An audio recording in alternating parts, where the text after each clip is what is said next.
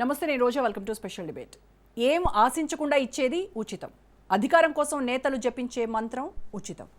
State ఏదైనా, party ఏదైనా అందరిది ఉచిత తంత్రమే. మేము అధికారంలోకి వస్తే అది ఫ్రీ, ఇది ఫ్రీ అంటూ గప్పాలు కొడతారు లీడర్లు.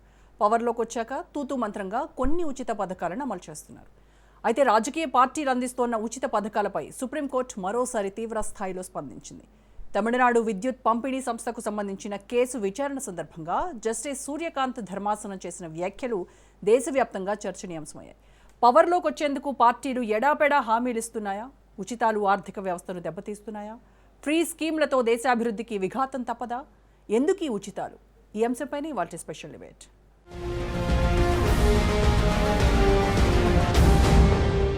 నిజానికి దేశంలో ఎక్కడ ఎన్నికలు జరిగినా మొదటగా వినిపించేది ఉచిత పథకాలే. ఓటర్లను ప్రసన్నం చేసుకునేందుకు హామీల వర్షం కురిపిస్తూ ఉంటారు నేతలు. పల్లె పట్నం అనే తేడా లేకుండా ఉచితాలు ప్రకటిస్తూ ఉంటారు.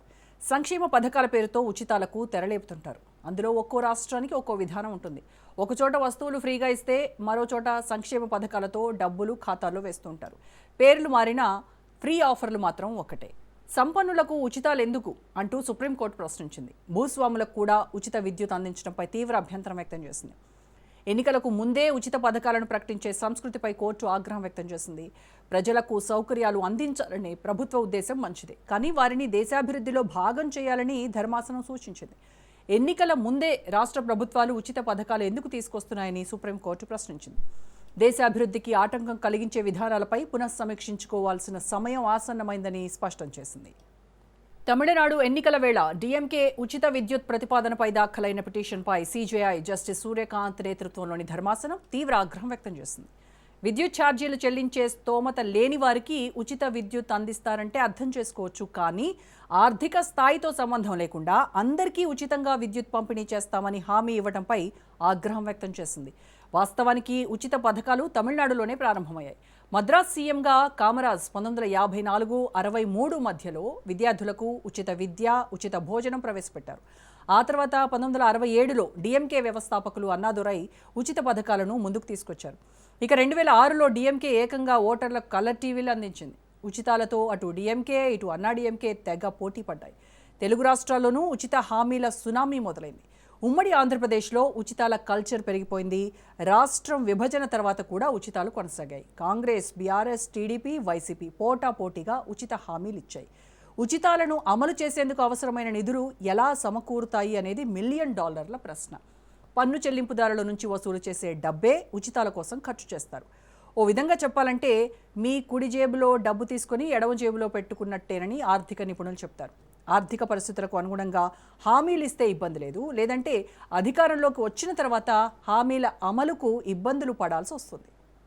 ఉచిత విద్యుత్తు, నగదు బదిలీ కొంతమేర అణగారిన వర్గాలకు మేలు చేస్తుందనే అభిప్రాయం లేకపోలేదు. సబ్సిడీ ఆహారం, ఆరోగ్య సంరక్షణ, విద్య వంటి సంక్షేమ చర్యలు మానవ అభివృద్ధికి దోహదం చేస్తున్నాయి. ల్యాప్టాప్లు, టీవీలు, బంగారు నాణేలు, నగదు వంటి ఉచితాలు ఆర్థిక అవసరాలకు బదులుగా రాజకీయ లక్ష్యాలకు దారితీస్తున్నాయి. ఉచితాల విషయంలో పార్టీలతో పాటు ఓటర్లలో కూడా మార్పు రావాల్సిన అవసరం ఉంది. రైట్, ఇదే అంశంపై ఇవాళ డిబేట్లో మనం మాట్లాడదాము. డిబేట్లో పార్టిసిపేట్ చేస్తున్నారు సీనియర్ విశ్లేషకులు, సీనియర్ జర్నలిస్ట్, అలాగే ఆర్థికవేత్త బండారు రామ్మోహన్ రావు గారు, అండ్ అలాగే బీఆర్ఎస్ నాయకులు మాజీ ఎమ్మెల్యే బొల్లం మల్లయ్య యాదవ్ గారు, అండ్ కాంగ్రెస్ నాయకులు మానవతారాయ్ గారు. నమస్కారం అండి. నమస్కారం. సో ముందుగా బండారు రామ్మోహన్ రావు గారు, మీతో స్టార్ట్ చేద్దాం సార్. సార్, జస్టిస్ సూర్యకాంత్ నేతృత్వంలో ఉన్నటువంటి సుప్రీంకోర్టు ధర్మాసనము ఇలా ఉచిత పథకాల గురించి చాలా తీవ్రమైనటువంటి వ్యాఖ్యలు చేస్తుంది. ఈ ఉచిత పథకాల వల్ల ఎకనామిక్ డెవలప్మెంట్ హ్యాంపర్ చేస్తున్నాయని చెప్పారు. అలాగే రెవెన్యూ డెఫిసిట్ స్టేట్స్లో అది వస్తుందని చెప్పారు. అదే ఇదంతా కూడా ఒక అపేజ్మెంట్ పాలసీగా మారుతుంది అని చెప్పేసి వ్యాఖ్యానించింది. పేదలకు మాత్రమే ఇది పరిమితం చేయాలి, కానీ అనర్హులకు కూడా, సంపన్న వర్గాలకు కూడా ఈ ఫ్రీబీస్ ఇవ్వడం వల్ల రాష్ట్రము ఆర్థికంగా దెబ్బతింటుంది, కుంటుపడుతుంది అభివృద్ధి అనేది అని చెప్పేసి వ్యాఖ్యానించారు. అయితే ఈ ఫ్రీబీస్తోనే దేశంలో మనం చూస్తున్న రాజకీయ పార్టీలు అధికారంలోకి వచ్చి ప్రభుత్వం పరిపాలిస్తున్నటువంటి ఇవి చూస్తూ ఉన్నాము. సో నాకు ఈ సందర్భంగా ఒక చైనీస్ ప్రావెర్బ్ ఒకటి గుర్తొస్తుంది సార్. అంటే చేపలు పట్టడం నేర్పించాలి, కానీ చేపల్ని ఫ్రీగా ఇవ్వద్దు అనేది దాని సారాంశం.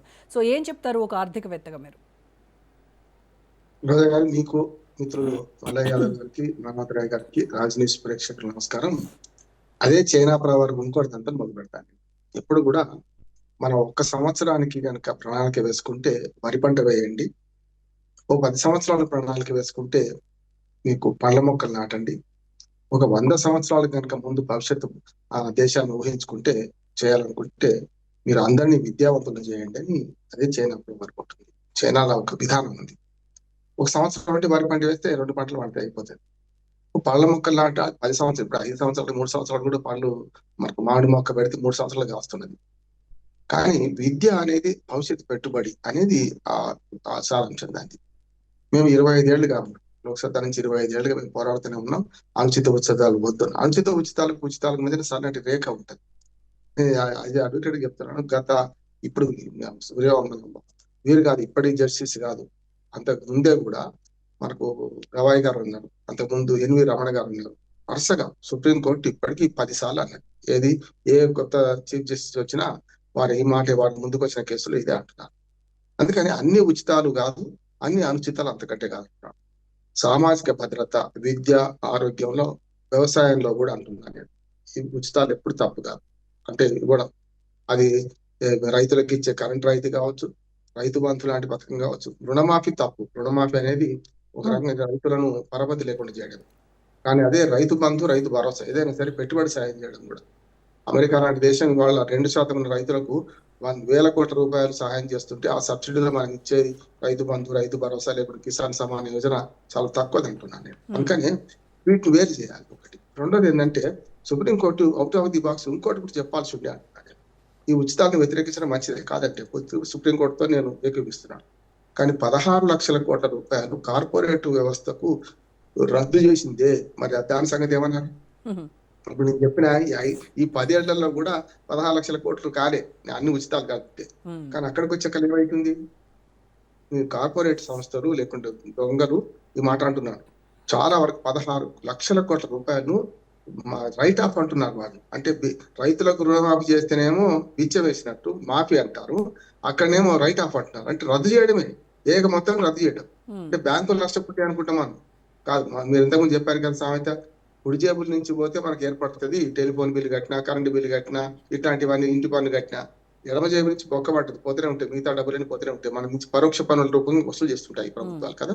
అందుకని సుప్రీంకోర్టు ఏమన్నది అంటే, మీరు పరోక్షంగా కట్టే పన్నులు కదా, నేను సుప్రీంకోర్టుకు అదనంగా 3 జారీ చేస్తున్నాను. నేను మన ఓటుతో ప్రభుత్వాలు ఏర్పడుతున్నాయి, మన పన్నుల డబ్బులతోనే ప్రభుత్వాలు నడుస్తున్నాయి కదా.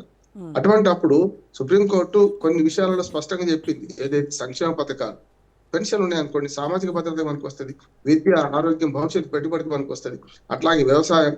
అందుకని వాళ్ళు ఏమన్నారంటే ఇక అకమించింది అంటున్నారు. విద్యుత్తును అందరికీ ఫ్రీగా ఇస్తాం, ఆర్థిక స్తోమతతో సంబంధం లేకుండా అనడం వల్ల వస్తున్న సమస్య. గతంలో కాంగ్రెస్ గవర్నమెంట్ లోనే 50 యూనిట్ల వరకు ఫ్రీగా ఉండేది మన రాష్ట్రంలో. గతంలో ఉమ్మడి ఆంధ్రప్రదేశ్ చూసాం. ఈ 50 200 చేసింది. చూస్తున్నాం కదా. మీరు ఆర్థిక సర్వే లెక్కలు ఏం చెప్తున్నాయి?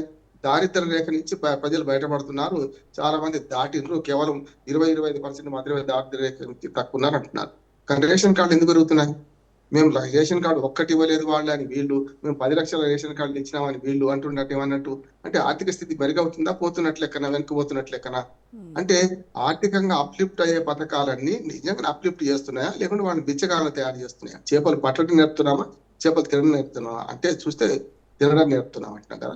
అరటి పండు గతంలో తొక్కవలసి నోట్లో పెట్టడం అనేది, ఇంకా దానికంటే దుర్మార్గమైన సామెత ఇంకోటి ఏం లేదు. నవిలి వాళ్ళ నోట్లో ఉంచడం అంటున్నాడు. ఈ మాట ఆహ్వానకరంగా ఉన్నా సరే అంటున్నాను. ఎందుకంటే ఇవాళ అన్ని ఉచితాలు రకరకాలుగా చూస్తే ఒక వరకు తమిళనాడు దీన్ని మొదలుపెట్టింది. ఉచిత బస్సు ఎవరిని అడిగినరా? ఎక్కడి నుంచి మొదలైంది? కర్ణాటక నుంచి మొదలైంది. ఈ రోగం మొత్తం, ఈ జబ్బంతా క్యాన్సర్ లాగా వ్యాపించి మొత్తం దేశం అంతా ఉచిత బస్సు, ఎవరు చూడు ఉచిత బస్సు. అదొక్క పథకం చెప్పి మేము మొత్తం రాష్ట్రాన్ని ఉద్ధరిస్తున్నాం అని చెప్తూ ఉన్నాయి కదా పార్టీ. నేనేమంటా, ఈ ఉచిత బస్సు వద్దు అని టీచర్లు స్ట్రైక్ చేసినమ్మా, లేడీ టీచర్స్. కానీ లేడీ టీచర్స్ ఇప్పుడు ఏమంటారు? టీచర్లకు వ్యతిరేకం కాదు, కానీ ఒక మాట వాళ్ళు అంటుంది. రామ్మోహన్ రావు గారు మొదలు మేము వ్యతిరేకించినాం, కానీ ఇప్పుడు ఏమనిపిస్తుంది అంటే నెలకు 5-50 తప్పుతున్నాయి అంటే నిజంగా వాడుకుంటుంది వాళ్ళే. ఇప్పుడు నిజంగా చెప్పాలంటే గతంలో ఉచిత బస్సు ప్రవేశపెట్టగానే ఈ యాత్రలు చేశారని, ఉల్లిపాయలు చేశారని, మాట ముచ్చరకు పోయిందని అంటాం, కానీ అవన్నీ జోకులు. కానీ ఇప్పుడు ఎవరు పోతలేరు. చారణ కోడికి పాలన మసాలా, అస్కెర 50-100 తప్పుతుంది, కానీ వీళ్ళు పోయి వస్తుందికైతే తీర్థయాత్ర డబ్బులు కావాలి కదమ్మా. జేబుల నుంచి డబ్బులు ఖర్చు. అక్కడైతే ఉచితంగా ఎవరు ఇయ్యాడు కదా. ఏదైనా జాతరకు పోతే ఉట్టికైతే రారు కదా. అంటే యాత్రకు పోతే పాత్ర కొనుక్కరావని అంటారు, ఏదో కొనుక్కొచ్చుకుంటారు కదా, అది లేదు. ఇప్పుడు ఏమంటున్నానంటే సుప్రీంకోర్టు అన్న దానిలో 2 కీలకమైన అంశాలు ఉన్నాయి. మొట్టమొదటిది ఏంటంటే మీరు ఆర్థిక స్తోమతతో సంబంధం లేకుండా ఎందుకు ఇస్తామంటున్నారు అన్నారు. ఇప్పటికే మీరు చూడండి, రేషన్ కార్డు సంఖ్య పెరుగుతుందా, పెరుగుతలేదా? 20 ఎకరాల ఉన్న ఆసామికి కూడా ఇవాళ మీకు రేషన్ కార్డు లభిస్తున్నది. అడ్వకేట్లు, డాక్టర్లు, మా అడ్వకేట్లు కూడా ఉన్నారు, చెప్తున్నా కదా. చాలా మంది రేషన్ కార్డు ఎందుకు తీసుకుంటున్నారు? ఇతర అవసరాలకు మనకు వస్తే తీసుకుంటారు. ఎవరు బియ్యం తీసుకుంటలేరు. కార్లలో వచ్చి బియ్యం బదులు వేలిముద్ర వేసి 15 రూపాయల కట్టి రేటు పెరిగింది. మేము గతంలో ఖమ్మంలో వివరాలు చెప్పేవాడిని. ఖమ్మంలో 10 రూపాయలకు అమ్ముకున్నారు, నేను రేషన్ షాప్ సర్వే చేసినట్టు చెప్పేవాడు. ఇప్పుడు 15 రూపాయలు దాని రేటు. డైరెక్ట్ రేషన్ షాపులే అమ్మేసుకుంటున్నారు. 15 రూపాయల చొప్పున డబ్బులు కట్టి ఇచ్చేస్తారు. 20 కిలోలు అంటే ఆ 15 రోజులకు 300 రూపాయలు తీసుకుంటారు, బయటకు వచ్చేస్తున్నారు, చూస్తున్నాం మనం. అందుకని ఏమంటున్నానంటే ఉచితాలు ఎప్పుడైతే అంటే ఏవైతే అర్హత లేకుండా తీసుకోవడం. ఇవాళ రేషన్ కార్డులు పెరుగుతున్నాయి, అట్లానే ఉచిత పథకాలలో అందరు చేరుతున్నారు. ఇవన్నీ చూస్తే ఏంటంటే ఇది ఖజానా గండి కదా అంటున్నాను. ఒకటేంటంటే అభివృద్ధి కోసం నిధులు ఏముంటాయి? సంక్షేమ పథకాలకు అదే సుప్రీంకోర్టు అదేనంది. సంక్షేమ పథకాలు, ప్రభుత్వ ఉద్యోగుల జీతభత్యాలు, వడ్డీల చెల్లింపులకు మొత్తం బడ్జెట్ పోతే రూపాయైనా ఖర్చు పెడతామా? అందుకని ఒక సీలింగ్ కూడా పెట్టింది. కనీసం 25% అన్నా మీరు అభివృద్ధి కోసం ఖర్చు పెడుతున్నారు, మౌలిక వసతులు ఖర్చు పెట్టుకుంటారని నేను స్పష్టంగా చెప్తున్నాను. విద్య, ఆరోగ్యానికి ఎంత ఇచ్చినా తక్కువే, వ్యవసాయానికి కూడా ఎంత ఇచ్చినా తక్కువే. అట్లాగే నేను అంటే మౌలిక వసతుల కోసం ఖర్చు పెట్టకుండా వీటిని సమతుల్యత చేసుకుంటే సంక్షేమ పథకాలు, అభివృద్ధి ఈ రెండు కళ్ళలాగా పోతే నష్టం లేదు. చూస్తున్నాం కదా, ప్రతి దగ్గర అధినాయకత్వం ఏమో ఈ రేవిడికి వ్యతిరేకం అంటుంది, మోడీ రేవిడికి వ్యతిరేకం అంటుంది. మల్లికార్జున ఖర్గే గారు అయితే మనకు మహారాష్ట్ర ఎన్నికలప్పుడే మీరు బడ్జెట్ చూసుకొని హామీలు ఇవ్వండి, అనవసరంగా ఇవ్వకండి, నవ్వుల పాలు కాకండి అన్నారు. కానీ మధ్యప్రదేశ్ వచ్చి, ఛత్తీస్గఢ్ వచ్చి, రాజస్థాన్ వచ్చి శుభ్రంగా ఫ్రీబీస్ ఇస్తారు కదా. మోడీ గారు కూడా అదే మోడీ గారు కూడా రాష్ట్రాలకు వచ్చేకల్లా వాళ్ళకి ఇచ్చి పెడుతున్నారు. అంటే వాళ్ళిద్దరేమో మరి ధర్మసూత్రాలు చెప్తున్నారు, కిందికి వచ్చే వరకు పార్టీలు అవి చేస్తున్నాయి. అందుకని ఇవాళ ప్రతి ఎన్నికలో ఉచిత బస్సు ఒక ఆయుధమైంది. అట్లాగే డైరెక్ట్ బెనిఫిట్ స్కీమ్ లో ఏమవుతుందంటే ఆ డబ్బులు ఎటు పోతున్నాయి, దేనికి పోతున్నాయి? ఉచిత విద్య అంటే డబ్బులు వేయడం కాదు. ఉచిత విద్య అంటే విద్యాలయాలు చదువు రావాలి, గవర్నమెంట్ స్కూల్లో చదువు రావాలి కదా. అది ఉచిత ఆరోగ్యం అంటే మీరు చూడండి, రేషన్ కార్డు ఎక్కువ పెరగడానికి ప్రధాన కారణం ఏంటంటే ఇతరత్ర అవసరాలకు అది పనికొస్తుంది కనుక. ఉదాహరణకు ఆరోగ్యశ్రీకి పనికొస్తుంది. ఆరోగ్యశ్రీకి మనకు రాకుండా చేయండి. మనకు NHS అని, నేషనల్ హెల్త్ సర్వీస్ అని మనకు బ్రిటన్ లో 1949 నుంచి మన స్వాతంత్రం వచ్చి 2 సంవత్సరాల నుంచి మొదలైంది. ప్రధానమంత్రికి ఒకటే వైద్యం, సామాన్యుడికి ఒకటే వైద్యం. అక్కడ ఈ ఉచితాలు లేవు, డైరెక్ట్ గా వైద్యం ఫ్రీగా ఇస్తారు. నేషనల్ హెల్త్ సర్వీస్ కింద అన్ని రకాల వైద్యాలు ఉచితంగానే ఉన్నాయి. మన దగ్గర చేయొచ్చు కదా. దీన్ని రేషన్ కార్డు లేకుండా అందరికి ఉచిత వైద్యం అనండి, నష్టం ఏమున్నది? ఇప్పుడు ఎట్లాగూ రేషన్ కార్డు ఇవ్వడం కానీ ఇతర పథకాలలో కూడా అందరికి విద్యుత్ కూడా ఇస్తా అంటున్నారు కదా. దాని బదులు వైద్యం పూర్తిగా ఉచితం, విద్య ఎక్కడ. కానీ అసలు రాజకీయ పార్టీలు సుప్రీం వ్యాఖ్యల్ని సీరియస్ గా తీసుకొని వాటిని కన్సిడర్ చేసే ఛాన్స్ ఉంటుందంటారా? ఎందుకంటే ఫ్రీబీస్ మీదే కదా వాళ్ళు అధికారంలోకి వచ్చేది, కూడా ఆ హామీలు ఇచ్చే కదా. ముదురుగా అని చెప్తున్నా, దున్నపోతు మీద వర్షం పడేట.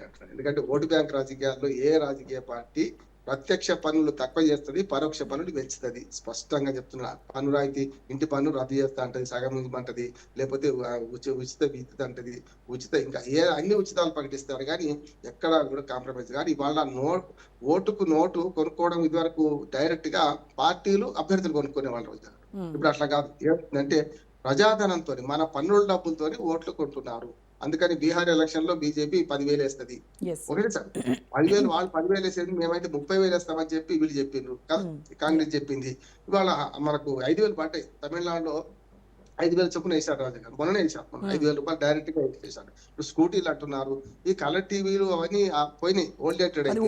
ఇప్పుడు అంతకంటే ముందు ఇప్పుడు ప్రతి ఇంటికి 2 వీలర్ కొనిస్తారట. ఈ మరిగా అటువంటి అప్పుడు సుప్రీంకోర్టు చెప్పినా, ఎవరు చెప్పినా అక్కడేంటి మన దగ్గర కూడా వచ్చింది కదా సార్. మన దగ్గర కూడా స్కూటీలు అన్నారు, తులం బంగారం అన్నారు, మహిళలకు 2,500 అన్నారు. ఇవన్నీ ఫ్రీనే కదా. Yes right. ఇప్పుడే మనతో జాయిన్ అయ్యారు బీజేపీ నాయకులు ఆచార్య గారు. వెల్కమ్ టు అవర్ డిబేట్ అండి. రైట్, మానవతరాయ్ గారితో మాట్లాడదాం. మానవతరాయ్ గారు, సుప్రీంకోర్టు చాలా తీవ్రంగా ఈ ఫ్రీబీస్ పైన వ్యాఖ్యానించింది. సో ఏ రాజకీయ పార్టీ అయినా, అది కాంగ్రెస్ కావచ్చు, బీఆర్ఎస్ కావచ్చు, అటు TDP, YCP, what ever A party అయినా సరే, ఈ మేనిఫెస్టోలో పెట్టేవి మెయిన్గా అట్రాక్టివ్గా ప్రజలందరినీ ఆకర్షించడం కోసం ఫ్రీబీస్ పెడతా ఉంటారు. అది ఫ్రీ, ఇది ఫ్రీ, కరెంటు ఫ్రీ, ఇంకా రకరకాలుగా. సో ఇప్పుడు మరి అవన్నీ ఎంతవరకు కన్సిడర్ చేస్తాయి అని అనుకుంటున్నారు? మీ పార్టీ అనే అడగట్లేదు, జనరల్గా. సుప్రీంకోర్టు తమిళనాడు విషయంలో చెప్పింది, కానీ ఇది మొత్తం ఆచరించాలి, ఇవి పాటించాలి అని ఆ జడ్జిమెంట్లో ఉందో లేదో మనకైతే తెలియదు పూర్తిగా. ఎందుకంటే మధ్యాహ్నం ఏదో జడ్జిమెంట్ వచ్చినట్టుంది. ఏదేమైనప్పటికీ ఇది పెరుగుట విరుగుడు కొరకే. ఇప్పుడు ఈ పార్టీ ఒక హామీ ఇస్తే ఆ పార్టీ ఇంకో హామీ ఇవ్వటం, ఉమ్, అంటే ఓటర్లను ఆకర్షించుకొని అధికారంలోకి వచ్చేందుకు ప్రయత్నాలు చేయటం. ఇది అన్ని పార్టీలు, ఇందులో ఒక పార్టీ అని కాదు, అన్ని పార్టీలు అవును. ఉన్నాయి. కానీ ఇది మంచిది కాదు ప్రజాస్వామ్యానికి. నిజంగా దారిద్ర్య రేఖకు దిగువన ఎవరైతే ఉన్నారో అట్లాంటి పేదవాళ్ళని గుర్తించి వాళ్ళని అభివృద్ధి పదంలో తీసుకొచ్చేందుకు సంక్షేమ పథకాలు అనేవి ప్రవేశపెట్టాలి. ఉమ్, కానీ ఇప్పుడు ఏమైపోయింది, రాష్ట్రంలో జనాభా ఎంత ఉంటే దాంట్లో ఒక 10 లక్షల మందిని మినహాయించేసి అందరికీ సంక్షేమ పథకాలు అందించే కార్యక్రమం వచ్చింది. అయితే ఇది ఒక రాజకీయ పార్టీ ఆలోచనలోనే మార్పు కాదు, ప్రజల్లో కూడా నైతిక విలువలు పెంపొందాలి. నైతికత లోపమే ప్రధానికి ఈరోజు రాష్ట్రంలో కానీ దేశంలో కానీ నేరాలకు కారణం ఏంటంటే నైతిక విద్య, నైతిక విలువలు పాతాళానికి పడిపోవటమే కారణం. ఉమ్, ఇవాళ ఎవరన్నా నిజంగానే ఒక సక్రమమైన పద్ధతిలో ఉదాహరణకు సినిమా హాల్లో టికెట్ చూద్దాం, ఓ టికెట్ తీసుకోవాలంటే క్యూ పద్ధతిలో ఒక బారు క్యూ ఉంటుంది. ఉమ్, కానీ కొంతమంది ఏం చేస్తారు, దొడ్డిదారిలో వచ్చేసి లేదా ఫైర్ వీ ద్వారానో టికెట్ తీసుకొని, అంటే ఎప్పుడో గంటల తరబడి నిలబడే వాళ్ళకన్నా ఓపిక లేక దొడ్డిదారిలో ఫైర్ వీ తీసుకొని టికెట్ తీసుకొని సినిమా చూసే ప్రయత్నాలు మనం చూస్తున్నాం. ఇక్కడే కాదు, ప్రతి దాంట్లో అంతే, ఏదో రకంగా ప్రయత్నాలు చేయటం, దొడ్డిదారిలో రావాలి, మాకు కూడా రావాలి, వాళ్ళకి పేదవాళ్ళకే కాదు మాకు కూడా రావాలనేటువంటి దురాశలు ఇట్లాంటివన్నీ కూడా ఇలా ఈ యొక్క రాష్ట్రాల యొక్క దేశాల యొక్క ఆర్థిక వ్యవస్థలను దిగజారుస్తున్నాయి. రెవెన్యూ లోటు ఉన్నప్పటికీ తప్పట్లేదు, ఆ పార్టీ హామీ వస్తున్నాడు మనం కూడా అధికారంలో రావాలని చెప్పి మన అన్ని పార్టీలు కూడా హామీ ఇస్తున్నాయి. నిజంగా అధికారంలోకి వచ్చిన పార్టీ వాటిని అమలు చేయాలంటే చాలా రకమైనటువంటి ఇబ్బందులు ఎదుర్కోవాల్సి వస్తుంది. కాబట్టి దీన్ని ఆలోచన అనేది ఎక్కడ రావాలంటే ఎన్నికల సంఘం కూడా మేనిఫెస్టోలను వడపోయాలి, ఎన్నికల సంఘాలే ప్రక్షాళన చేయాలి. మేనిఫెస్టోలు ఇష్టం వచ్చినట్లు కాకుండా ప్రజలకు మరి మనం ఏం చేస్తున్నాం, డబ్బులు పంచొద్దంటాను, కానీ ఆశ పెట్టడం కూడా ఓ తప్పే. మేనిఫెస్టోలో ఆశ కల్పించడం, తర్వాత నిజంగా వాటిని అమలు చేయకపోతే మరి దానిపైన అనేక రకమైన ఇబ్బందులు వస్తాయి. కాబట్టి మేనిఫెస్టోలోనే ఆచరణ సాధ్యం బడ్జెట్ ఎంత ఉంది, ఆ బడ్జెట్లో ఏమేమి అమలు చేయగలం అనేటువంటి అంశాలను ఎన్నికల సంఘం వాళ్ళు కూడా ఈ మేనిఫెస్టోలను వాళ్ళ పరిధిలోకి ఇచ్చి వాళ్ళ అనుమతి వచ్చిన తర్వాత మాత్రమే వాళ్ళు అలా అలా అలా అయి ఉంటే కాంగ్రెస్ పార్టీ మేనిఫెస్టోలో 419 హామీల్లో కాంగ్రెస్ గురించి ఎందుకు నేను మాట్లాడతాను, ఓవరాల్ గా మాట్లాడాలి. వినండి వినండి పథకాలంటే మరి కేసీఆర్ గారు పెట్టిన పథకాలు చేద్దాం, దళిత బంధు అన్నాడు, మాట్లాడతాను, అది కూడా మాట్లాడతాను, లంబాడీలకు వద్దా, ఎవరికి వద్దా, మానవతారాయ్ గారు అది కూడా మాట్లాడతానండి. కాంగ్రెస్ పేరు దేకండి, అన్ని పార్టీలు. ఒక్క నిమిషం వినండి. బీజేపీ ఏం చేసింది, 2,500 రూపాయలు వ్యతిరేకించారు, ఆడికి పోయి మహిళల ఖాతాలు వేశారు 10,000 కోట్లు. మార్పు రావాలి. ఒక్క నిమిషం కాంగ్రెస్ కాదు ఇంకోటి కాదు, బీజేపీలో రావాలి, బీఆర్ఎస్ లో రావాలి, చిన్న చితక పార్టీలు రేపు బీజేపీ సంగతి బీహార్ వరకు వెళ్ళారు, తెలంగాణలో వాళ్ళ మేనిఫెస్టో చూస్తే అందులో కూడా ఫ్రీ బీజే ఉన్నాయి. ఇక్కడ చర్చ ఏంటంటే సుప్రీం కోర్టు జడ్జిమెంట్ ఇచ్చింది. నేను అడిగేది ఏంటి అంటే అన్ని పార్టీలకు ఇది ఒకటి. ఒక్క నిమిషం అన్ని పార్టీలకు వాళ్ళు వినండి సార్, మానవతారాయ్ గారు వినండి. మేనిఫెస్టోలో ఉచితాలు అనేవి లేకపోతే ఓట్లు రాల్తాయా, ప్రజలు నమ్ముతారా, అభివృద్ధి మేము ఇది చేస్తాం అది చేస్తాం అని ఓన్లీ అదే ఇప్పుడు రాజకీయ పార్టీలు ఏం చేసినాయంటే ఒక పార్టీ అధికారంలో ఉండి మనం అధికారంలో రావడానికి మనం ఇంకోటి పెడతాం, మనం వచ్చేసరికి ఇంకోళ్ళు పెడుతున్నారు. ఈ విధంగా పోటీలు పడి మేనిఫెస్టోలో సంక్షేమ పథకాలు ఎవరికి ఇస్తారమో ఎవరికి ఇవ్వట్లేదో తెలియకపోవటం వల్ల ఏమవుతుందంటే రాష్ట్రాల యొక్క ఆర్థిక పరిస్థితి చాలా ఇబ్బందికరంగా మారిపోయింది. ఇప్పుడు మీరు రైతు భరోసాని దానికోసమే కదా, ఎవరైతే అర్హులు ఉంటారో వాళ్ళకి అందాలనేటువంటి లక్ష్యంతో అది మ్యాపింగ్ చేసుకుంటూ ఉన్నారు. మరి దాన్ని కూడా విమర్శించేటువంటి పరిస్థితి ఉంది కదా, ఇటు ప్రతిపక్షాలు విమర్శిస్తారు. మీరు ఒక ప్రభుత్వాన్ని రైతు భరోసా ఈ రాష్ట్ర ప్రభుత్వాన్ని చూడకండి, కాంగ్రెస్ అనకండి. ఇక్కడ నేను అడిగేది మీకు అర్థం కావట్లేదు మానవతారాయ్ గారు, నేను అడిగేది ఏంటంటే అర్హులకి మాత్రమే పథకాలు అన్న దాన్ని బేస్ చేసుకొని రైతు భరోసా 70 లక్షల మంది వినండి 70 లక్షల మంది రైతుల ఖాతాల్లో మనం ఈ రైతు భరోసా కార్యక్రమాన్ని 9,000 కోట్ల రూపాయలు వేస్తాను. ఈ 70 లక్షల మందిలో గత ప్రభుత్వం అయితే రియల్ ఎస్టేట్ భూములకు కూడా వేసింది, పెట్రోల్ బంకులకు వేసింది. అంటే ఈ సంక్షేమ పథకాల పేరు మీద ప్రజాధనం అనేది దుబారా అవుతుంది. నేను చెప్పేది అదే మానవతారాయ్ గారు, అందట్లేదు. కాంగ్రెస్ ప్రభుత్వం వచ్చి అర్హులకు మాత్రమే అందాలి అనేటువంటి ఒక సదుద్దేశంతో ఎవరైతే అర్హులు ఉన్నారో అనేది మీరు ఒక మ్యాప్ తీసుకుంటూ ఉన్నారు కదా, దాన్ని అర్హులకు మాత్రమే వ్యవసాయం చేసే రైతులకు మాత్రమే అది ఎవరైనా కానివ్వండి 70 లక్షల మంది రైతులుగా గుర్తించడం, దాదాపు 1,49,00,000 ఎకరాల భూమిగా నిర్ణయించడం, వాటికి మాత్రమే ఇవాళ రైతు భరోసా కార్యక్రమాన్ని అందించడం, 21,000 కోట్లు ఇచ్చడం, మళ్ళీ రేపు 9,000 కోట్ల రూపాయలు జమ చేయడానికి రాష్ట్ర ప్రభుత్వం సిద్ధంగా ఉంది. కాబట్టి ఈ రైతు భరోసాలో ఏం లేదు. రైతులు నిజమైనటువంటి చిన్నకారు రైతులే ఉన్నారు. కాబట్టి కాంగ్రెస్ ప్రభుత్వం చాలా జాగ్రత్తలు తీసుకుంది. రియల్ ఎస్టేట్ భూములకు, పెట్రోల్ బంకులకు, తర్వాత 600 ఎకరాలు 700 ఎకరాలు ఉన్నటువంటి ఆ మల్లారెడ్డి లాంటి బడా భూస్వాములకు అట్లాంటి వాళ్ళ విషయంలో కొంచెం జాగ్రత్తలు పాటిస్తాను. కాబట్టి నిజంగా ఎవరైతే వ్యవసాయం చేస్తున్నారో అట్లాంటి రైతన్నలకు ఆదుకోవడం కోసం మంచి పథకం ఇది. మంచి పథకం మంచిదే, కానీ దాని పేరు చెప్పుకొని తీసేసారా? మల్లారెడ్డి లిస్ట్ లోంచి తీసేసారా అలాంటి వాళ్ళందరినీ? అట్లాంటి వాళ్ళందరినీ ఎరివేయాలనే కదా. ఇప్పుడు పెట్రోల్ బంకులకు, రియల్ ఎస్టేట్ భూములకు మరి మల్లారెడ్డి 600 ఎకరాలు వ్యవసాయం చేస్తాడు. ఆయన వ్యవసాయం చేస్తాడా చూద్దాం. వ్యవసాయం చేసే భూములకి ఇస్తాను. 20 ఎకరాలు చేయనండి, 30 ఎకరాలు చేయను. వ్యవసాయం పంట పండుతుందా లేదా అనేది మండల అగ్రికల్చర్ ఆఫీసర్లు పోయి నిర్ధారణ చేసుకున్న వాళ్ళకే రైతు భరోసా వస్తుంది. కాబట్టి వ్యవసాయం చేయకుండా రియల్ ఎస్టేట్ వ్యాపారం చేసుకునే మల్లారెడ్డి కూడా 600 ఎకరాలకి గత ప్రభుత్వం దారాదత్తంగా ప్రజా పత్త సొమ్ము అల్లుడు దానం చేసినట్టు దానం చేసింది. కానీ ఈ ప్రభుత్వం అట్లా కాదు, చాలా జాగ్రత్తగా దారిద్ర్య రేఖకు దిగువన ఎవరైతే ఉన్నారో వాళ్ళందరికీ కూడా ఇస్తుంది. ఇవాళ నిజంగానే ఎంతమంది ఇప్పుడు వాళ్ళకు కూడా టైంలీ ఇస్తే బాగుంటుంది, కానీ అది కూడా ఇవ్వట్లేదు. టైంలోనే ఇస్తాను. ప్రజలు కూడా అర్థం చేసుకోండి. రైతన్నలు కూడా గత ప్రభుత్వం చేసిన తప్పులకు, అప్పులకు, ధ్వంసం చేసిన ఆర్థిక పరిస్థితిని గాడిలో పెడతాడు రేవంత్ రెడ్డి. నిజంగానే కష్టపడతాడు, రాష్ట్రాన్ని అభివృద్ధి పదం నడుపుతుంది. ప్రజలు కూడా, రైతులు కూడా అంగీకరిస్తున్నారు. ఇప్పుడు అందరూ రైతులు అంగీకరిస్తున్నారు. రైతులు అందుకే రోడ్ల మీద రావట్లేదు కదా. కందకు లేని దొరద కత్తికెందుకు, రైతులకు లేని బాధ వీళ్ళకెందుకు అంటున్నారు.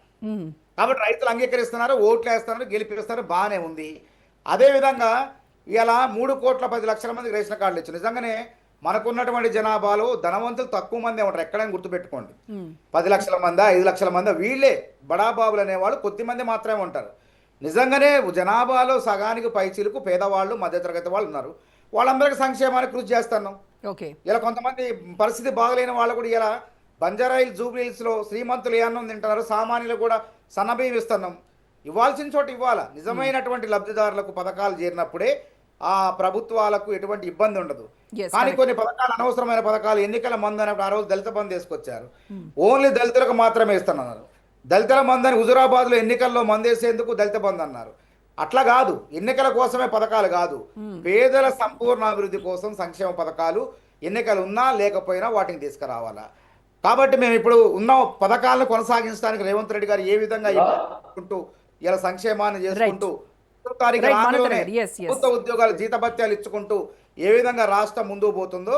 కాబట్టి అన్ని రాజకీయ పార్టీలు భవిష్యత్తులో ఆలోచన చేసుకొని ఈ యొక్క రాష్ట్ర బడ్జెట్ ని దృష్టిలో పెట్టుకొని అమలయ్యే హామీలు మాత్రం ఇస్తే అన్ని పార్టీలకు బాగుంటుందని, అది ఎన్నికల సంఘం కూడా ఒక పర్యవేక్షణలో ఉండాలని చెప్పి మేము కోరుతాం. రైట్ మనోహర్ గారు. సో టీఆర్ఎస్ నాయకులు మల్లయ్య గారు, ఏ పార్టీ అయినా సరే ఖచ్చితంగా ఎన్నికల ముందు ఇచ్చేటువంటి మేనిఫెస్టోలో ఒకసారి అన్ని ఫిల్టర్ చేసుకొని ఏదైతే రాష్ట్ర అభివృద్ధి, రాష్ట్ర ఖజానా, ఇవన్నిటిని బేరీజ్ వేసుకుంటూ మేనిఫెస్టో తయారు చేసుకుంటే బాగుంటుంది అని చెప్పేసి సజెస్ట్ చేస్తున్నారు మానవతరాయ్ గారు.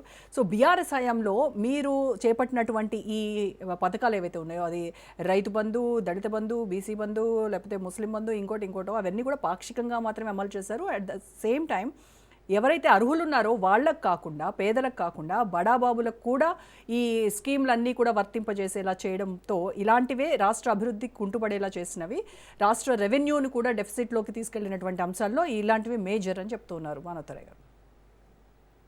ఈరోజు మీరు తీసుకున్న అంశం చాలా ప్రధానమైందండి. భావితరాలకి, భవిష్యత్ తరాలకు ఉపయోగపడే అంశం ఇది.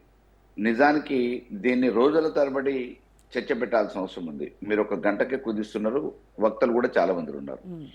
నేను కూడా ఇప్పుడు మాట్లాడిన వాళ్ళందరికీ సమాధానం చెప్పేటట్టు మాకు కూడా అవకాశం ఇవ్వాలి. ఇప్పుడు అధికార మార్పిడి, ఏ రాజకీయ పార్టీ అయితే ఈ రోజు అధికారంలో ఉందో ఆ అధికారం నుంచి ఇంకొకళ్ళు రేపు 5 సంవత్సరాలలో అధికారంలోకి రావాలనుకుంటే అధికార మార్పిడి జరుగుతాయి. ఇప్పుడు ఉన్నోళ్ళ కంటే అదనంగా మేము అనౌన్స్ చేస్తే మాకు అధికారం వస్తుంది అనే భావనలోనే ఉన్నారు తప్ప రాజకీయ పార్టీలు. ప్రజలు అసలు ఇది ఆచరణకు సాధ్యమవుతుందా కాదా, ఇప్పుడు వీళ్ళు ఇస్తున్నాయే అరకొరగా ఇస్తున్నప్పుడు రేపు ఇంకొకళ్ళు అనౌన్స్ చేసేటివి అవి సాధ్యమవుతుందా కాదా అని ఆలోచించే పరిస్థితులలో ప్రజలు లేరు. ఈరోజు 77 సంవత్సరాల స్వాతంత్రం తర్వాత ప్రజాస్వామ్యంలో యువత కానీ, మేధావులు కానీ ఏం ఆలోచిస్తున్నారు అని అంటే అర్థం కాని అయోమయ పరిస్థితి ఉంది. మన దేశానికి స్వాతంత్రం రావడానికి బానిసత్వం సంఖ్యల మధ్యలో నలిగిపోతున్న ఈ ప్రజానికాన్ని కాపాడటానికి 300 సంవత్సరాలు పోరాటం జరిగింది. 800 సంవత్సరాలు ఈ ప్రజలందరూ కూడా నియంతృత్వంలో జీవించారు. 800 సంవత్సరాలు నియంతృత్వం నుంచి బయటపడిన తర్వాత 77 సంవత్సరాల స్వాతంత్ర పరిపాలనలో ప్రజాస్వామ్యంలో ఏం జరుగుతుంది అని అంటే కొత్తగా మనం ఒక అడుగు ముందుకేసింది ఏం లేదు. బ్రిటిష్ వాళ్ళు కట్టినవే ఉన్నాయి, ఇప్పటికీ నిజాం వాళ్ళు కట్టినవే ఉన్నాయి, కాకతీయులు తవ్విన చెరువులే ఉన్నాయి. ఏం మిగిలినాయి అని అంటే వాళ్ళే ఏమో మనం వద్దు వద్దు అని చెప్పేసి అని అన్నాము. ఈరోజు అదనంగా మిగిలింది ఏంది అని అంటే అప్పులు మిగిలినాయి. పుట్టబోయే బిడ్డకు కూడా, కడుపులో ఉన్న బిడ్డకి ఇంకా భూమి మీద పడకముందే తలకి ఇంత అని చెప్పేసి, అది కేంద్రమా రాష్ట్రమా ఏదైనా కానివ్వండి, అప్పు అయితే ప్రతి మనిషికి నిజంగా కూలినాలు చేసుకునేటోడికి 10 రూపాయలు అప్పు ఎవరికి లేకపోయినా ఈ దేశానికి సంబంధించిన విషయంలో మాత్రం రాష్ట్ర బాకీయో కేంద్ర బాకీయో మొత్తానికి ఏదో ఒక బాకీ మాత్రం ఒక పౌరుడిగా, ఒక ఓటర్గా ప్రతి మనిషి మీద ఈరోజు ఓటర్కి అప్పు మిగిల్చారు. ఈ 77 సంవత్సరాలలో స్వాతంత్రం తెచ్చుకున్న తర్వాత మన దేశాన్ని ఎట్లా బాగు చేసుకుందామనే ఒక విధానం లేదు. ఎంతసేపు అధికారంలోకి ఆ పార్టీని కాదని మేమెట్లా రావాలనే ఒక ఆలోచనతో రాజకీయ పార్టీలు ప్రయత్నాలు చేస్తూ ఉన్నాయి. ప్రజలు కూడా వాళ్ళకంటే అదనంగా వీళ్ళు ఏమిస్తారు అని చెప్పేసి ఒక ఆలోచనకి వచ్చే విధంగా రాజకీయ పార్టీలు తయారు చేస్తున్నాయి. ఈరోజు అసలు సాధ్యాసాధ్యాల గురించి ఆలోచిస్తే సంక్షేమాల పేరు మీద, ఈ పథకాల పేరు మీద ఖర్చు పెట్టిన డబ్బంతా ఒకవేళ వినియోగిస్తే, సద్వినియోగపరిస్తే అసలు ఈ బీదరికమే ఉండదు ఈ దేశంలో.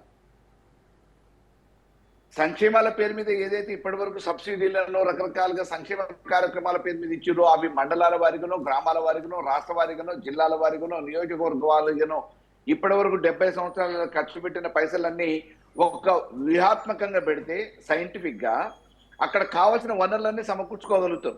ఉపాధి ఉద్యోగ అవకాశాలు వస్తాయి, వ్యవసాయం మెరుగైతుంది, విద్య పెరుగుతుంది, వైద్యానికి అసలు అవసరమే పడదు. ఇటువంటి అన్ని సమకూర్చుకోగలిగిన ఆర్థిక వనరులు ఉన్న వాటిని సంక్షేమాల పేరు మీద అధికారం కోసం పాలకులు చేస్తే ప్రజలు కూడా ఎగబడి ఓట్లేసి ఎవరు మాకు ఎక్కువ ఇస్తా అంటే వాళ్ళకు పోతున్నాం అని చెప్పేసి అనే ఒక భావన ఉంది తప్ప ఈ దేశ భవిష్యత్తు ఎందుకు 300 సంవత్సరాలు పోరాటం జరిగింది. మనం బానిసత్వం నుంచి, నియంతృత్వం నుంచి బయటపడ్డం, ఏ స్వేచ్ఛ వాయువుల కోసమైతే బయటపడ్డామో వీటిని ఎట్లా మనం ఉపయోగించుకొని ఆర్థిక ప్రతిపత్తి కలిగిన, సంపద కలిగిన దేశంగా ముందు పడాలనే ఒక ఆలోచన ఉన్న నాయకత్వం మనకు అవసరమని ఆలోచించే పరిస్థితులలో ఈరోజు యువత లేదు, విద్యార్థి లోకం లేదు, మేధావులు కూడా లేదు. మనకంటే వెనక దేశానికి స్వాతంత్రం తెచ్చుకున్న అనేక దేశాలు, ఎగ్జాంపుల్ చైనా ఏ స్థాయిలో ఉందండి, ఎక్కడికి పెరిగిపోయింది, ఎన్ని రంగాలలో అభివృద్ధి చెందిరు.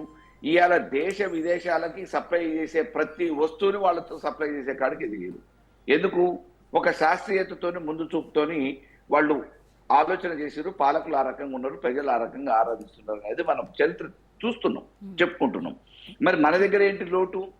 అన్ని రకాల సాంప్రదాయాలు ఉన్నాయి, అన్ని రకాల వనరులు ఉన్నాయి, అన్ని రకాలుగా అవకాశాలు ఉన్నాయి, మేధస్సు ఉంది. మన దగ్గర మేధస్సు ఉపయోగపడక ఈ యువతరం వేరే విదేశాలలో పోయి స్థిరపడి మన మేధస్సుని ఈడ చదువుకొని ఈడ అన్ని రకాల అవకాశాలు లేక, వాళ్ళ మేధస్సు తగ్గట్టు లేక వేరే విదేశాలకు పోయి వాళ్ళ తెలివి నమ్ముకునే పరిస్థితికి వచ్చింది.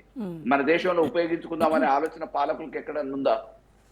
ఇక్కడ చదువుకున్న పెద్ద పెద్ద డాక్టర్లు బయటకు పోతారు, ఇక్కడ ఉన్న ఇంజనీర్లు బయటకు పోతారు.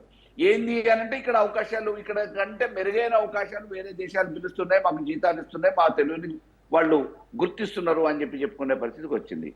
మన దగ్గర ఉపయోగించుకుంటే వాళ్ళకంటే ఎక్కువ మనం ముందు పెరగలేమా? ఎందుకు ఈ శాస్త్రీయత లేక, ఒక ముందు చూపు లేక పాలకులు కేవలం రాజకీయాలకి, అధికారం కోసమే పరిమితమై దేశం గురించో భవిష్యత్తు గురించో అయ్యాల 300 సంవత్సరాలు కొట్లాడినంటే రేపటి భావితరాలు బాగుండాలనే ఒక ఆలోచనతో త్యాగాలు చేసిరు, ప్రాణాలు అర్పించారు, అనేక రకమైన పోరాటాలు చేసి ఈ భూమి కోసం, ఈ జనాల కోసం పోరాటాలు జరుగుతాయి, ఎంతో మంది త్యాగాలు చేస్తాయి, ఎంతో మంది చరిత్ర అనుకుంటే ఇవాళ 77 సంవత్సరాలలోనే మన దేశాన్ని మనం చేతులారా మనమే ఆగం చేసుకుంటున్నాం కదా. అది రాజకీయాల పేరు మీద కానీ, సంక్షేమాల పేరు మీద కానీ, పథకాల పేరు మీద కానీ వాళ్ళకంటే మేము అదనంగా ఇస్తామని అనగానే ఓట్లేస్తున్నారు. అవి ఆచరణకు సాధ్యమా కాదా అని ఆలోచించట్లేదు. ఈ డబ్బులు ఎక్కడి నుంచి వస్తున్నాయి? సంక్షేమాల పేరు మీద ఇచ్చేటివి మా దగ్గరే కదా. పన్నుల రూపంలో ఎంత వసూలు చేస్తున్నారు? ఒకవేళ సంక్షేమాలు లేకపోతే పన్నులు అదనంగా మనం కట్టాల్సిన అవసరం లేదు కదా. ఇవాళ గవర్నమెంట్ కు ప్రతిదానికి ట్యాక్స్ కడుతున్నాం కదండి. మనం తినే తిండికి కూడా ట్యాక్స్ కడుతున్నాం, మనం కొనుక్కునే ప్రతి వస్తువుకు ఉప్పు, పప్పు అన్నిటి మీద ట్యాక్స్ మనమే కడుతున్నాం. అది మనం పండించుకున్న దానికి మన దేశంలో మనం కట్టుకోవడం ఎందుకు అనే ఆలోచన ఏడ చేస్తున్నారు? నిజంగా ఈ రోజు సుప్రీంకోర్టు ముట్టికాయలు వేసినంత మాత్రాన్నో లేకపోతే ఒక సూచన చేసినంత మాత్రాన్నో దీన్ని చూసి మన పాలకులు మార్చుకుంటారు అనే భావన అయితే లేదు. ఈ మార్పు ఎక్కడైనా మేధావులలో రావాలి, యువతలో రావాలి. ఈ దేశాన్ని బాగు చేసుకుందాం, ఒక శాస్త్రీయతతో ముందడుగేద్దాము, మనం అభివృద్ధి చెందిన దేశంగా ఈ ప్రపంచ దేశాల్లో అగ్రభాగాన ఉండాలనే ఆలోచన పాలకులకి, శాస్త్రీయతతోని విద్యార్థులు మన దగ్గర ఉన్న దేశ సంపద అంటే భూమి సంపద, నీటి సంపద ఇదే కాదండి. యువతరం మన దేశంలో ఉన్నంత యువతరం ఏ దేశంలో లేదు. అది కూడా తెలివిగల్లోళ్ళు, బలవంతులు, మేధావులు ఇంత పెద్ద శక్తిని పెట్టుకొని దాన్ని సద్వినియోగం చేసుకోలేకపోతూ ఉంది పాలకులు. ఎవరన్నా ఉండనివ్వండి, XYZ. రైట్, ఆచార్య గారితో మాట్లాడదాం. సో ఆచార్య గారు, బీజేపీ ముందు నుంచి కూడా నమస్కారం అండి, ఈ రెవడీస్కి వ్యతిరేకం అని చెప్పేసి చాలాసార్లు మోదీ సైతం చెప్పినటువంటి ఇది మనం చూసాము. ఎలక్షన్స్ టైంలో ఇలాంటివి చేయడం వల్ల రాష్ట్రాలు కుంటుపడిపోతాయి అని చెప్పేసి చెప్పారు. మరి డబుల్ స్టాండర్డ్స్ మెయింటైన్ చేస్తోంది బీజేపీ అనేటువంటిది అది మనకి కళ్ళ ముందే కనబడతా ఉంది. కొన్ని రాష్ట్రాల్లో మీరు అధికారం కోసము ఫ్రీబీస్ని అనౌన్స్ చేశారు, అవి ఇస్తూనే ఉన్నారు. అటు మధ్యప్రదేశ్ కావచ్చు, ఛత్తీస్గఢ్ కావచ్చు, రాజస్థాన్ అవ్వచ్చు, బీహార్ అవ్వచ్చు, ఇవన్నీ యా మీది సిగ్నల్ వీక్ అయిందండి, మళ్ళీ వస్తాను మీతో. ఈలోగా నేను ఆచార్య గారితో మాట్లాడుతున్నాను. ఎస్ ఆచార్య గారు చెప్పండి. పెద్దలు రామ్మోహన్ రావు గారికి, మానవతరాయ్ గారికి, మల్లన్న గారికి, మీకు, రాజ్ న్యూస్ ప్రేక్షకులకు నమస్కారాలు. అతి ముఖ్యమైనటువంటి అంశాన్ని ఇవాళ సుప్రీంకోర్టు సూచనలు చేయడం చాలా మంచి పరిణామం. జనాకర్షణ పథకాలని ప్రవేశపెట్టి జనాన్ని ప్రలోభపెట్టి జనంతో ఓట్లేసుకుని గద్దెనెక్కి ఆ పథకాలని అరకొర అమలు చేసి చేతులు తుడుపుకుంటున్నటువంటి అన్ని ప్రభుత్వాలు, రాజకీయాలు అన్ని మన కళ్ళ ముందు కనపడుతుంది. వాస్తవంగా మీరు అన్నట్టు మొదలు మోడీ గారు వీటన్నిటినీ మొదటి ప్రభుత్వం కావచ్చు, రెండోసారి ప్రభుత్వం కావచ్చు, ఈ జనాకర్షణ పథకాలకు తావు ఇవ్వకుండా అభివృద్ధి అనేటువంటి ఒక నినాదాన్ని తీసుకునే వారు ముందుకు పోవడం జరిగింది. రాను రాను ప్రాంతీయ పార్టీలు అనుకోండి, జాతీయ పార్టీలు అనుకోండి, ఏ రకంగానైనా అధికారంలోకి రావాలనేటువంటి తాపత్రయంతో బిలో ప్రావర్టీ లైన్ BPL కింద ఉన్నటువంటి ప్రజలకు తాయిలాలని ఎరచూపి వాటన్నిటిని కూడా అందరికీ అమలయ్యేటట్టు చేస్తాం. అంటే ముందేమో బీద వాళ్లకు ఈ స్కీములు పెడుతున్నామంటారు, బీద వాళ్లకు అవి సరిగ్గా అందవు, ఇతర మధ్యతరగతి కుటుంబాలకు సరిగ్గా అందవు. ఇలాంటి స్కీముల వల్ల ప్రజలు, మధ్యతరగతి కుటుంబాలు చితికిపోతున్నది వాస్తవం. ఇవల్ల ప్రజలకు కావాల్సింది విద్య, వైద్యం. దీని మీద ప్రభుత్వాలు ఇప్పటి వరకు కూడా, అంటే ఏ ప్రభుత్వాలు కూడా సరైన విధంగా విద్య పరంగా కానీ లేకపోతే వైద్య పరంగా కానీ 100% ఈ దేశంలో మేలు జరగాలి అనేటువంటి ఆలోచనతోటి ఇప్పటి వరకు అయితే ఇంకా చాలేదు. దాన్ని అన్ని పార్టీలు ఒప్పుకోవాల్సింది. కొంత ఒక ప్రభుత్వం వస్తుంది, 5 ఏళ్ళు ఒక అందమైన స్కీమును పెడుతుంది, దాన్ని ఇంప్లిమెంటేషన్ చేసే లోపల ఆ ప్రభుత్వం దిగిపోతుంది, మళ్ళా ఇంకో అతను వస్తాడు, దాని పేరు మారుస్తాడు, దాని గైడ్ లైన్స్ మారుస్తాడు, దాన్ని చేతికిలో పడేస్తాడు, మళ్ళా ఇంకొక కొత్త నినాదాన్ని తీసుకొచ్చి దాని మీద ప్రియారిటీ ఇస్తారు. ఇట్లా దీనివల్ల ఏమైపోతుందంటే ప్రభుత్వం యొక్క ఖజానా, మౌలిక సదుపాయాలలో నిర్లక్ష్యం, కేవలం జనాకర్షణ పథకాలకు డబ్బు ఖర్చు పెట్టి ఆ డబ్బుతోటి మాత్రమే ఓట్లు లబ్ధి పొంది ఈ గెలిచిన 5 ఏళ్లలో మనం ఏ రకంగా స్ట్రాటజీ చేయాలనేది మర్చిపోయి వచ్చే 5 ఏళ్లలో మనం ఏ రకమైన జనాకర్షణ పథకాలు పెట్టాలనేటువంటి ఆలోచనతోటే ప్రభుత్వాలు మనుగడ సాగిస్తున్నాయి. కానీ వాస్తవమైనటువంటిది, నిర్మాత్మకమైనటువంటివి పనులు చేయటంలో అన్ని రాష్ట్రాలు, రాష్ట్ర ప్రభుత్వాలు, కేంద్ర ప్రభుత్వాలు ఇవన్నీ కూడా ఆలోచన చేసి సుప్రీంకోర్టు ఇచ్చినటువంటి తీర్పు ఏదైతే ఒక సూచన, జడ్జిమెంట్ అనుకోండి, ఒక సూచన అనుకోండి, దాన్ని ఇవాళ అన్ని రాజకీయ పార్టీలు ఆలోచన చేయాలి, మేధావులు ఆలోచన చేయాలి, ఒక డిబేట్ చేయాలి. మనం చూస్తున్నాం ఎన్నికలలో ఇప్పుడు ప్రభుత్వం పెట్టే అంటే పార్టీలు పెట్టే తాయిలాలు జనాకర్షణ పథకాలు ఓను మళ్ళీ వ్యక్తిగతంగా నిలబడ్డ వాళ్ళు ఎవరు ఎంత ఎక్కువ ఇస్తున్నారు, ఏది ఇస్తారు, ఇచ్చిన వాళ్ళకే, తాపిన వాళ్ళకే, తినబెట్టిన వాళ్ళకే ఇవాళ ఆ ప్రజాబలం ఉన్నదనేటువంటిది కూడా మనకు కనపడుతుంది. ఎందుకంటే మేము క్షేత్రస్థాయిలో కింద అంటే అసెంబ్లీ స్థాయి, పార్లమెంట్ స్థాయి, కింది స్థాయిలో ఎన్నికలను ప్రత్యక్షంగా చూస్తున్నాం కాబట్టి ప్రజలు ఇవాళ వాళ్ళ ధోరణి మారుతున్నది, పాలకుల ధోరణి మారుతుంది, పార్టీల ధోరణి మారుతుంది. ఇవన్నీ కూడా భిన్నమైనటువంటి ఆలోచన విధానంతో పోతున్నాయి. ఇది రాబోయే రోజులలో పెద్ద ప్రమాదం ఉంటుంది. ఎందుకంటే క్షణికావేశంలో లేకపోతే ఇతరత్ర స్కీములకు లొంగి వాళ్ళు ఓటేసి ఆ తర్వాత భంగపాటు పడేటువంటివి అనేక సందర్భాలు ఉన్నాయి. అయితే ఆచార్య గారు, ఏ పార్టీ అయినా సరే మా అభివృద్ధి చూసి ఓటేయండి, గతంలో మేము చేసింది చూసి ఓటేయండి, లేకపోతే మీరు చెప్తున్నట్టుగా మోదీ గారిని చూసి ఓటేయండి అని చెప్పి మీరు కూడా ప్రచారం చేస్తూ ఉన్నారు కదా. సో అంటే వాళ్ళని చూసి ఓటేయమని చెప్పడమే కాకుండా దానికి తగ్గట్టుగానే మళ్ళీ ఈ ఫ్రీ బీస్ కూడా ప్రకటించేస్తూ ఉన్నారు. అంటే ఉచిత హామీలు ఇవ్వకపోతే అభివృద్ధిని చూపించితే ఓట్లు రాలవా, అధికారంలోకి రారా? ఇప్పుడు అధికారంలోకి రారా అంటే మీరు చూడండి, కాంగ్రెస్ ప్రభుత్వము ఆనాడు తెలుగుదేశం రాకముందుకు కాస్త కూస్తో డెవలప్మెంట్ అయితే చేసేటం. తర్వాత తెలుగుదేశం పార్టీ వచ్చింది, 4-5 జనాకర్షణ పథకాలు పెట్టిండ్రు, అధికారంలోకి వచ్చింది.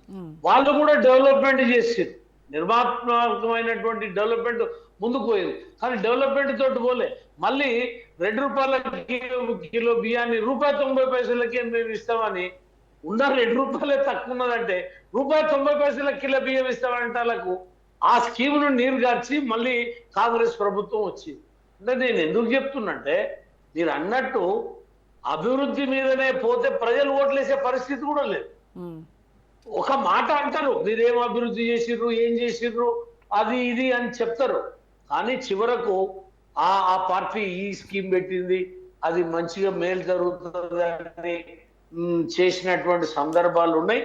కాబట్టి ప్రజలు కూడా మీరు ఈ గత ప్రభుత్వంలో మీరు ఈ మేనిఫెస్టోలో ఈ వాగ్దానాలు ఇచ్చిర్రు, ఎందుకు నెరవేర్చలేదు, ప్రభుత్వం ఇంత అప్పెందుకు చేసింది, దుబారా ఖర్చులు ఎందుకు చేసిందని ప్రజలు అడిగే పరిస్థితులు లేరు. ఆ విధంగా ఆలోచన చేసి ఓటేసే పరిస్థితులు.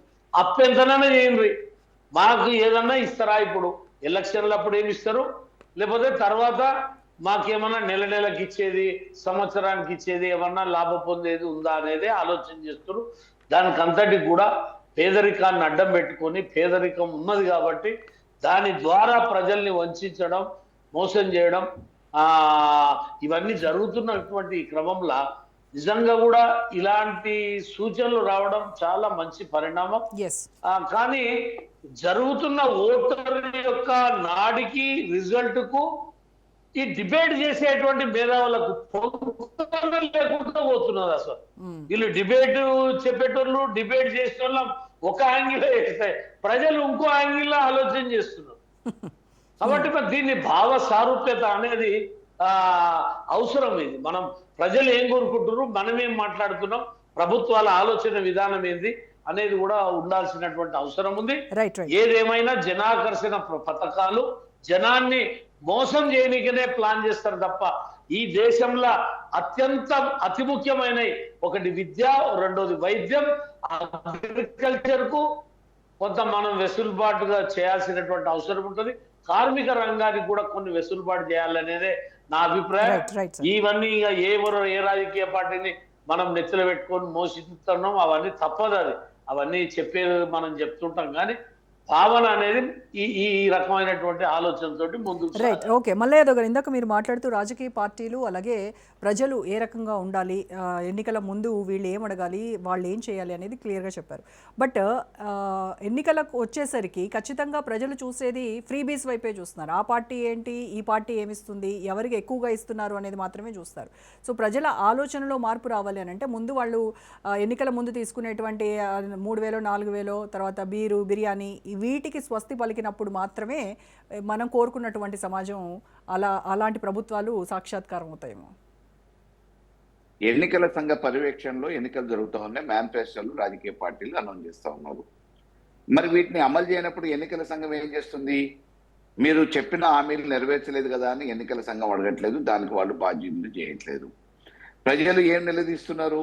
సరే వీళ్ళకంటే అదనంగా రేపు ఇంకొకళ్ళు చేస్తారు. అరే ఓ చెప్పినోడే చేయలేకపోయిండు, రేపు కొత్తోడు ఇంకేం చేస్తాడనే ఆలోచన చేయట్లేదు.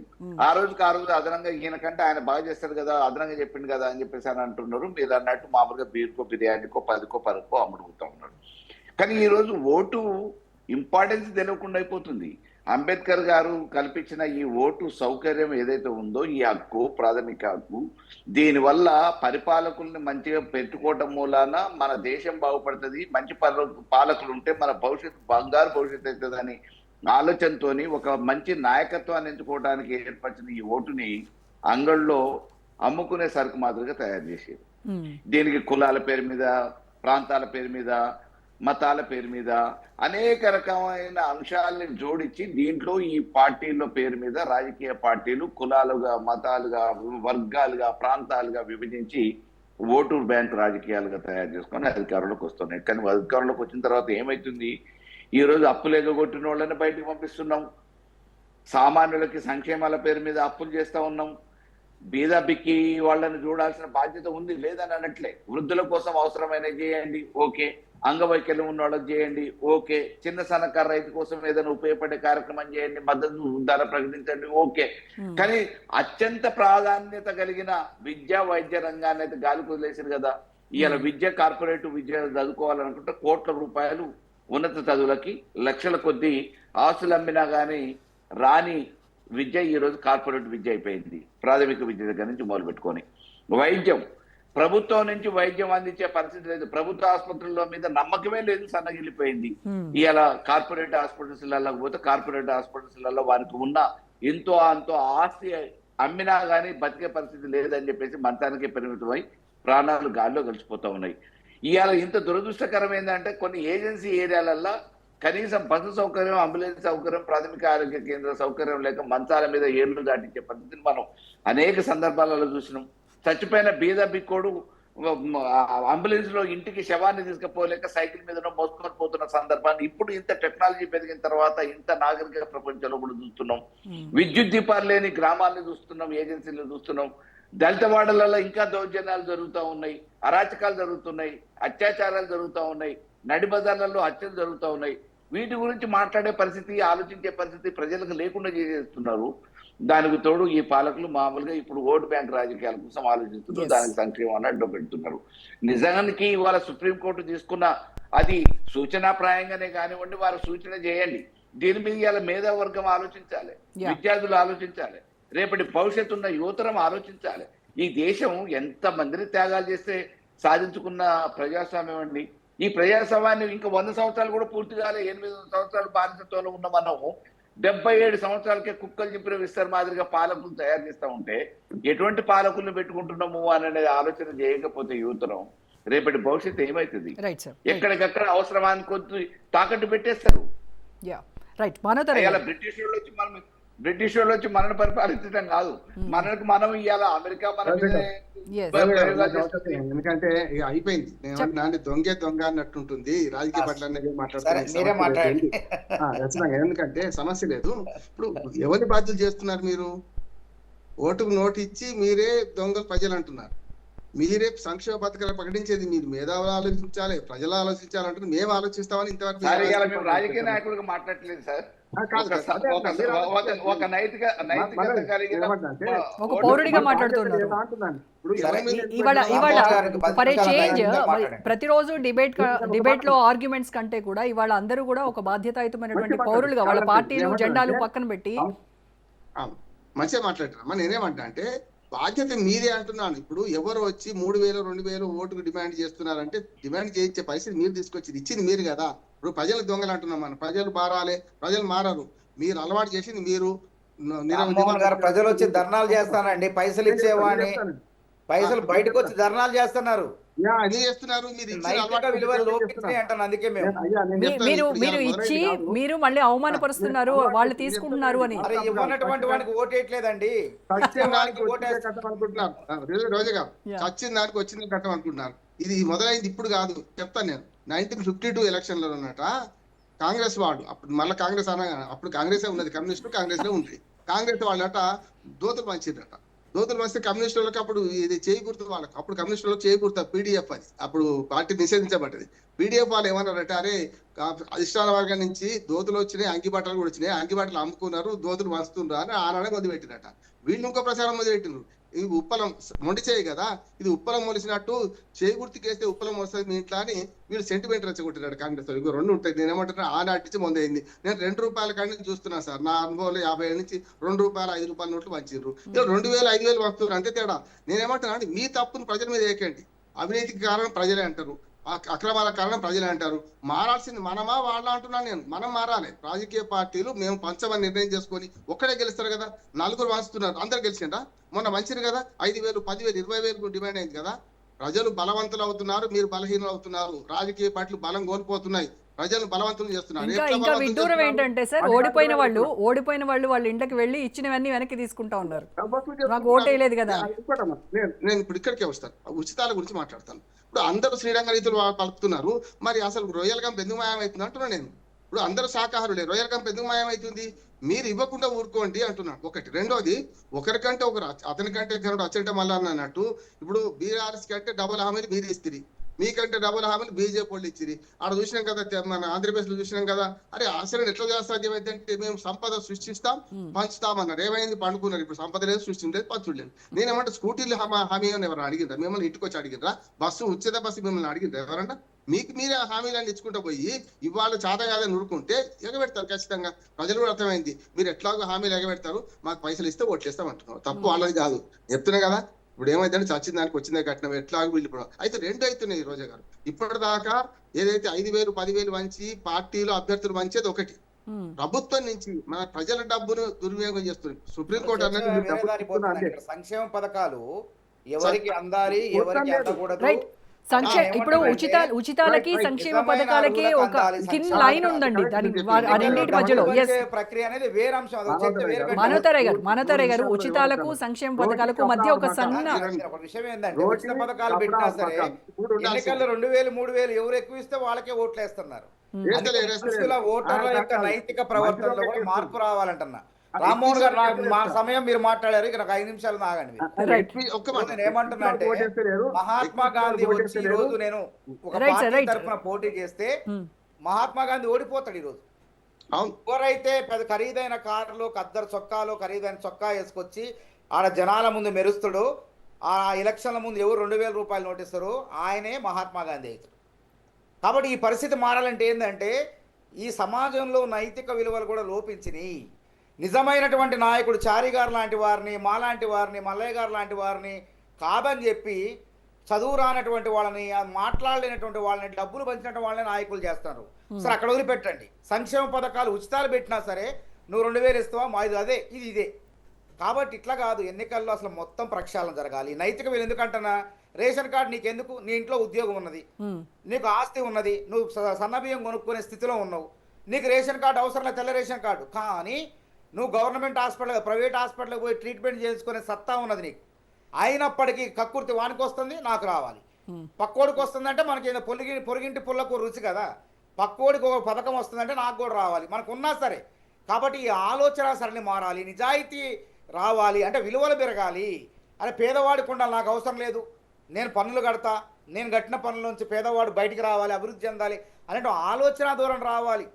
ఇలా ఖరీదైన కార్లు ఉంటే తెల్ల రేషన్ కార్డు ఉంటుంది, ఖరీదైనటువంటి బిల్డింగ్లు ఉంటే తెల్ల రేషన్ కార్డు ఉంటుంది. ఇక్కడ నైతికత ఎందుకంటున్నా, కానీ ఇక్కడే మనోతరే గారు, రామ్మోహన్ రావు గారు చెప్పింది ఏంటి అని అంటే, ప్రజల్లో మార్పు రావాలి, ప్రజల ఆలోచనలు మారాలని మీరు అంటున్నారు. కానీ మీరు మారండి, మీరు ఇవ్వకండి. నాయకులు మారుతారు, ఎప్పుడు మారుతారండి? ప్రజలు నిజమైనటువంటి వాటికి ఓటేస్తే డబ్బులు పంచినోడు కాకుండా, ఒక చారి గారికి, ఒక మానవత రాయకు, మళ్ళా యాదవ్కు ఓటేస్తే డబ్బులు పంచిన వాళ్ళకి వేస్తే అప్పుడు డబ్బులు పంచే వాళ్ళతో పారిపోతారు. డబ్బులు పంచకుండానే గెలిచారు సర్పంచ్ గా. ఇలా కాంట్రాక్టర్, వ్యాపారవేత్తలు, వీళ్ళంతా రాజకీయ నాయకులు అండి. ఏ పార్టీ అయినా కానివ్వండి, రాదు పొట్టకొస్తే ఒక సబ్జెక్ట్ ఇస్తే ఒక అర్ధ గంట సేపు మాట్లాడలేరు వాళ్ళు. ఏ నేపథ్యం ఉండదు, ఏ పోరాటాలు ఉండవు. వాళ్ళు వచ్చి కోట్ల సంపాదించుకొని రియల్ ఎస్టేట్ వ్యాపారం సంపాదించుకొని ఇలా కాంట్రాక్టర్లు అవుతారు వ్యక్తి రాజకీయాల్లోకి వస్తారు. వాళ్ళు మారాలంటున్నా, అట్లాంటి వాళ్ళు ఓడించాలంటున్నాం మేము, అట్లాంటి వాళ్ళని మార్చాలంటున్నాం. పార్టీలు టికెట్ ఇవ్వకుండా ఉండొచ్చు కదండి అలాంటి వాళ్ళకి. మీరు ఇప్పుడు అంటున్నారు కదా మనోహర్ గారు, అవతల పార్టీ వాడు అట్లాంటి వాడికి ఇస్తే యువతల పార్టీ వాడు ఇట్లాంటి అప్పుడు ఎవరు మారాలి? అప్పుడు ఎవరు మారాలి? అందుకే జనాలు ఏం చేయాలంటే అట్లాంటి వాళ్ళకి ఇచ్చిన ఎవరైతే మంచుకున్నారో అది ఏ పార్టీ కానీ నిజాయితీగా నిబద్ధతగా పోరాటాలు చేసి జనాల్లో ఎవరైతే ఉంటున్నారో అట్లాంటి వాళ్ళకి ఓట్లు వేస్తే ఇట్లాంటి వాళ్ళు రారంటున్నాం. అసలు రైట్, మళ్ళీ మీరు ఉల్టా మాట్లాడుతున్నారు. ఇది గానే కాదు, మారాల్సింది మీరే, ప్రజలు మారటం కాదు కాండి. మీరు కూడా అందరూ మారాలా? వాళ్ళు మారితే వాళ్ళకి ఓట్లు రావు అని అంత ఓపెన్ గా చెప్తున్నారు రామ్మోహన్ రావు గారు. జనాలు మారాలా? రామ్మోహన్ రావు గారు, మేము డబ్బులు ఇవ్వడము క్వార్టర్ బాటిల్ ఇవ్వడము మానేస్తే రోడ్ల మీదకి వచ్చేసి మాకు డబ్బులు పంపట్లేదు. చదువుకున్న వాళ్ళు సైతం ఇలా ఎమ్మెల్సీ ఎన్నికల్లో రోజా గారు ఉపాధ్యాయులు సైతం 2000 ఇస్తారా 1500 ఇస్తారా అంటారు. ఎంత వెనక్కి పోతానో మనం చెప్పండి. ఇక ప్రజాస్వామ్యానికి విలువ ఏముంటుంది చెప్పండి. దాన్ని అలవాటు చేసింది ఎవరు? అలవాటు చేసింది ఎవరు? కాబట్టి ఈ సంస్కృతి మారాలంటే అందరూ మారాలి. నైతిక విలువలు పెంపొందించాలి. నైతిక విలువలు పెంచేలాగా నాయకత్వం పార్టీలు ఉండాలి. అట్లాంటప్పుడే నాణ్యమైనటువంటి రాజకీయాలు రావాలంటే డబ్బులు పంచని నాయకులు ఎంపిక కావాలి. అది గుర్తుపెట్టుకోండి. అసలు అది సాధ్యం అవుతుందా? రైట్, రామ్మోహన్ కావాలి. ఎందుకు కాదు? నిజంగా అనుకుని అవుతుంది. బండ్లు ఓళ్ళు అయితే ఓళ్ళ బండ్లు అయితే. రామ్మోహన్ గారు, మనోహర్ రాయ్ గారేమో ప్రజలు మారాలి, వాళ్ళు డబ్బులు తీసుకునేటువంటి సంస్కృతికి చెక్ పెట్టాలి అని వాళ్ళు చెప్తున్నారు. నాయకులు మారాలి అని మీరు అంటున్నారు. టికెట్ అమ్ముకుంటుంటే అట్లా ఉంటది. మీకు టికెట్ రాదు, మీ పార్టీలో ధనవంతుడికి వస్తుంది. మీరు ఎందుకు వ్యతిరేకించారు? మీరు అవతలోడికి సేమ్ ఇస్తాడు, వ్యాపారస్తుడికి ఇస్తాడు. అందుకని మీరు అవతలోడు వ్యాపారస్తులకు ఇస్తే యువతలోడు అంతకన్నా ₹1 ఎక్కువ ఇస్తాడు. ఇస్తున్నప్పుడు తప్పకపోతే అందుకే మనం ఏమనాలా? అట్లాంటి వాళ్ళకి ఇచ్చిన ₹1 ఖర్చు పెట్టని నిబద్ధత కలిగిన వ్యక్తి, రాజకీయాల్లో ఉన్న వ్యక్తి ఆయనకు ప్రజలు ఓటేస్తే అప్పుడు రాజకీయాలు మారుతాయి అంటున్నాం. ఏ రాయైనా తలకాయ వాళ్ళు కొట్టుకోండి, ఏదైతే గెలిపిస్తున్నారు. రామ్మోహన్ రావు మీరు ఇట్లా కూడా మాట్లాడాలా? రాజకీయ పార్టీలు చేస్తే కానీ ప్రజల్లో ఉండాలి కదా. నువ్వు పైసలు ఇస్తాను.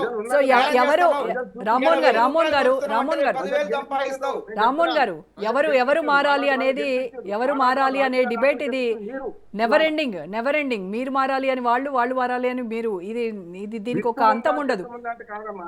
రెండు మారాలి. విత్తు ముందా చెట్టు ముందా అంటే దానికి సమాధానం దొరకదు. కానీ నేనేమంటున్నా అంటే మాలాంటి వాళ్ళు రాజకీయాలు రాకుండా చేసింది మీరు కదా. మేము గెలిచిన ₹1 లేకుండా లెక్క దిగండి సార్. రామ్మోహన్ రావు గారు పోరాటం చేయండి. మీరు మీ ఆధ్వర్యంలో పోరాటం ఎందుకు చేస్తున్నాం? ఏ పార్టీ అయినా డబ్బులు టికెట్ ఇవ్వద్దని అడగండి, దిగండి పోరాటం. మీరు కూడా కలుస్తారా మరి ఆ పోరాటంలో? చేయమని ఆయన ఏ పార్టీ కాదు రామ్మోహన్ రావు గారు. అట్లాంటి వాళ్ళు చేస్తే అందరూ ప్రజలందరూ అంగీకరిస్తారు. మేమంటే చారి గారు ఒక పార్టీలో ఉన్నారు, యాదవ్ గారు ఒక పార్టీలో ఉన్నారు, ఎమ్మెల్యే గారు, మాజీ ఎమ్మెల్యే గారు, నేను ఒక పార్టీలో ఉన్నా. మమ్మల్ని వదిలిపెట్టండి. వారు పోరాటం చేయమని వచ్చి చరిత్రలోకి టికెట్లు ఇవ్వద్దంటే 49 మంది తిరస్కరించారు ప్రజలే, పార్టీలు రైట్. ఓకే అండి, thank you so much Manohar Rai గారు. థ్యాంక్ యూ అండి. మల్ల యాదవ్ గారు, ఆచారి గారు, రామ్మోహన్ గారు, థ్యాంక్ యూ సో మచ్ అండి. ఇది వాళ్ళ special debate. Stay tune to Raj news.